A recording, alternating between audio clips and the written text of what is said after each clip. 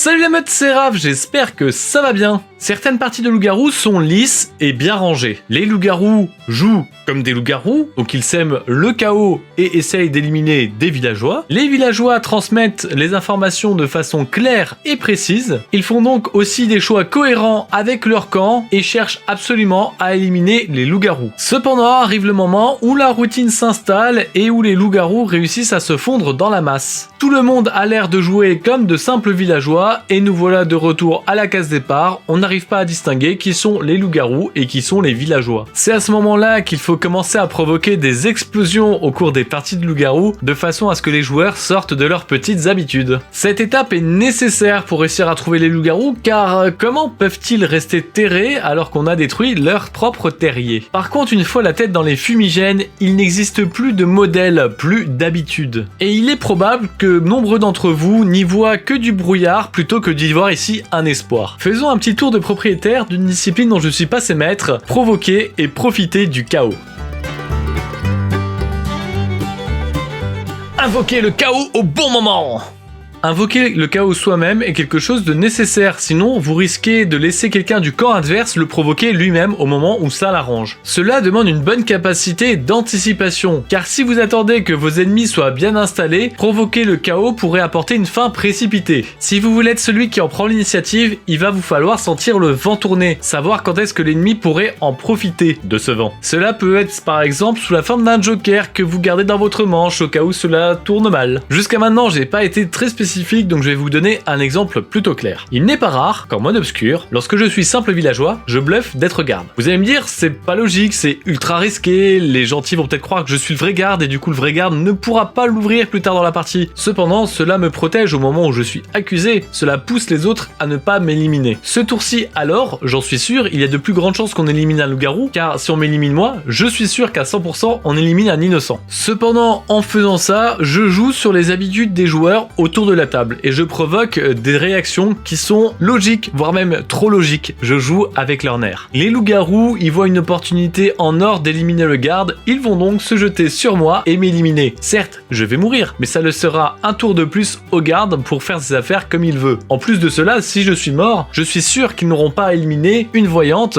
ou un nécromancien. Le vrai garde, qu'il ait vu clair dans mon jeu ou pas, va continuer à faire gagner des tours au village. J'aurais juste offert un tour supplémentaire au rôle de voyance pour apporter une information forte à tous les autres innocents. Mais encore plus loin que ça, mon comportement étrange va les rendre confus. Ils vont se demander pourquoi j'ai fait ça. Mon prénom va être sur toutes les lèvres pendant 1, 2, voire 3 tours. Les loups-garous vont être tellement happés par ce que j'ai fait et par son étrangeté qu'ils vont baisser leur garde et commencer à exposer leurs faiblesses. Faiblesses que, je l'espère, mes alliés sauront exploiter pour les éliminer. Pour le faire de façon efficace, il va donc falloir un brin d'illogisme dans vos actions. Cela peut se manifester par exemple en utilisant votre pouvoir de façon inattendue, ou alors mentir sur les raisons de cette utilisation. Cela peut aussi se manifester en bluffant un rôle que vous n'êtes pas, ou alors en accusant un joueur en faisant semblant d'être sûr de vous alors que vous ne l'êtes pas du tout. Bref, vous allez adopter une stratégie qui n'est pas forcément optimisée, mais qui va permettre de créer de la réaction dans le cerveau des autres joueurs. L'important c'est de faire attention, vous allez créer de l'espace, mais il ne faut pas en créer trop. Pour cela, il faut que vos alliés puissent s'y retrouver un petit peu quand même dans ce chaos. Par exemple, vous pouvez mentir, mais faites attention à ce que ce mensonge ne les handicape pas si vous venez à mourir très tôt dans la partie. Il serait par exemple dommage qu'ils éliminent la vraie voyante parce qu'ils vous croient dur comme fer, voyante parce que vous l'aviez dit au premier tour. Profitez du chaos!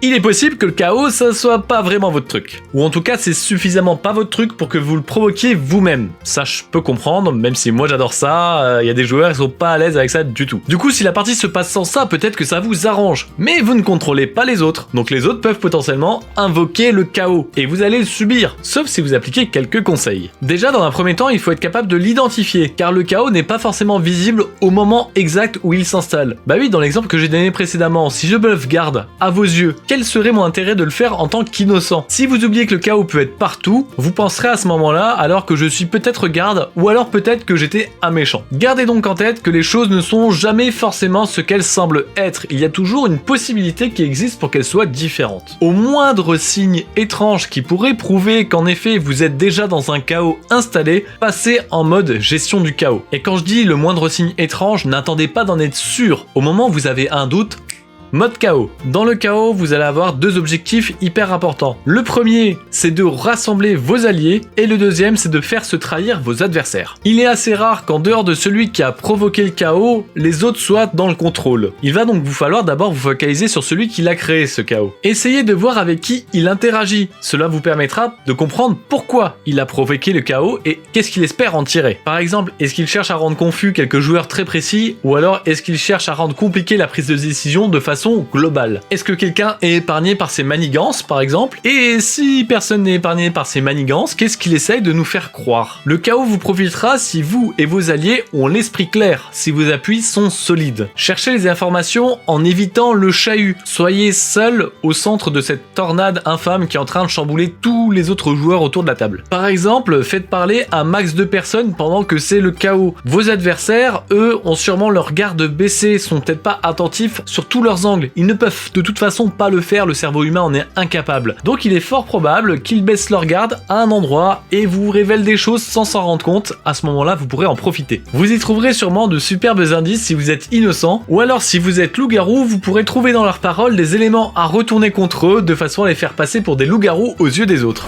Mettre fin au chaos! Le chaos est là pour créer des opportunités, mais à un moment il faut y mettre fin. L'objectif n'est pas de rendre la partie aléatoire, mais bien de vous mener à la victoire. En plus ça rime, c'est beau. Si vous n'aimez pas le chaos, alors c'est à votre tour de briller, c'est votre instant. Ramenez vos alliés sur Terre en leur rappelant les fondamentaux principaux du loup-garou. Récoltez les informations, éliminez les ennemis. Si vous y voyez clair dans cet orage, ce n'est peut-être pas leur cas, ils ont besoin de vous pour les ramener. Si possible, conservez le chaos dans l'esprit de vos adversaires. Mais si vous avez trop peu d'alliés, alors mettez-y un terme tout court et pour tout le monde. Par exemple, ok, Raph nous a dit qu'il est garde. Cependant, personne ne peut nous confirmer cette affirmation. Alors, donnons plus d'importance aux personnes qui sont vivantes qu'aux paroles des morts, car aujourd'hui, il faut que la partie avance. En faisant ça, vous faites quelque chose d'ultra important. Vous dégagez de l'esprit des autres joueurs autour de la table ce moment un petit peu gênant qui leur fait poser plein de questions et qui accapare leur attention. Vous recentrez leur attention sur le présent et sur leur objectif, sur ce qu'ils doivent faire pour que la partie se déroule correctement. Parfois, invoquer le chaos n'a même pas été fructueux. Il faut retourner au calme pour réussir à avancer. Vous avez maintenant vu comment gérer le chaos, mais l'invoquer est parfois un peu hasardeux. Et ça tombe bien, le hasard, il faut aussi savoir le maîtriser, et pour ça, ça se passe dans cette vidéo. Et le village s'endort.